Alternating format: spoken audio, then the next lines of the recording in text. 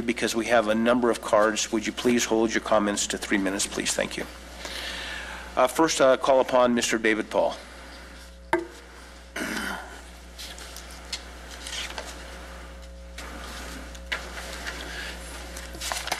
Mr. Chairman. Terry, just 1 second, can you stop his time?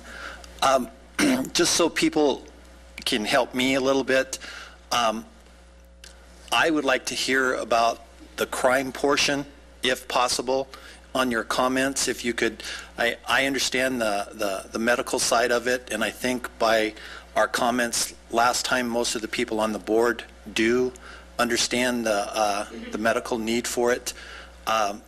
If I could urge the people to talk about the crime element and how it would reduce or increase, in your opinion, the crime, it would help me a lot, if possible. Okay, let me try and stab at that.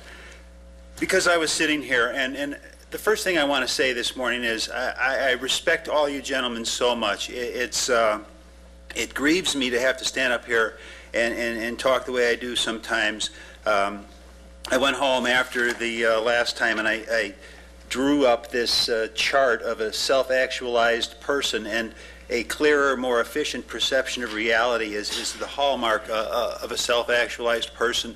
And I think that's the key to all of this. My boy over there, he's wearing the hat that I got at the night out, the National Night Out, and it's billed as a law enforcement and community endeavor. I put together this human accountability project 6 years ago. It's called the Local Government Law Enforcement and Citizens Collaboration. It deals with the real problems. Part of this has a traffic enforcement thing. I want electronic traffic enforcement because that's what puts a buffer between people and the police from the start. The cops are trying to get them in traffic and they evade them, and if we took that element out of there, you saw that thing on the news where the cops somewhere are trying to fix a ticket. If you had electronic control, cops couldn't drive drunk and get off and all these things. People would have mutual respect, and we would get that onus of antagonism between the law and society out of there. That's what I'm looking for. I want you all to understand that the problem is mood altering.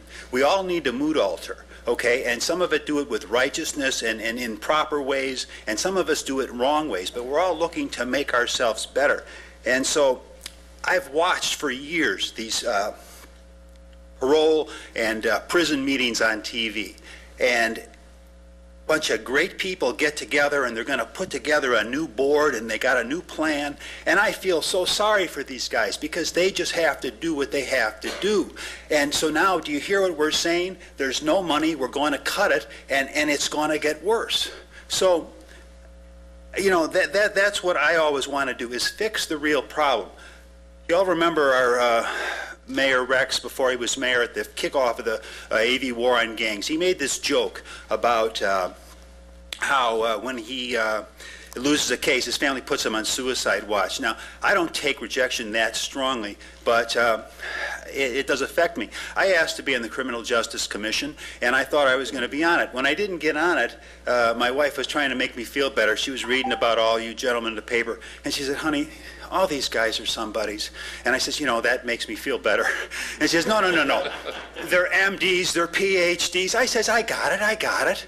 Okay, but you know, I've had experiences. This is what I want to convey to you. I know where you're at. I walk on this side. I walk on the other. I can communicate. I can go out to people, and no one will put me to work. So if someone wants to read this, it's good. It's good. This is the problem. This is where we start to fix it, by getting some respect for the law and stop persecuting these people that are just using marijuana medically. That's what I'm here for.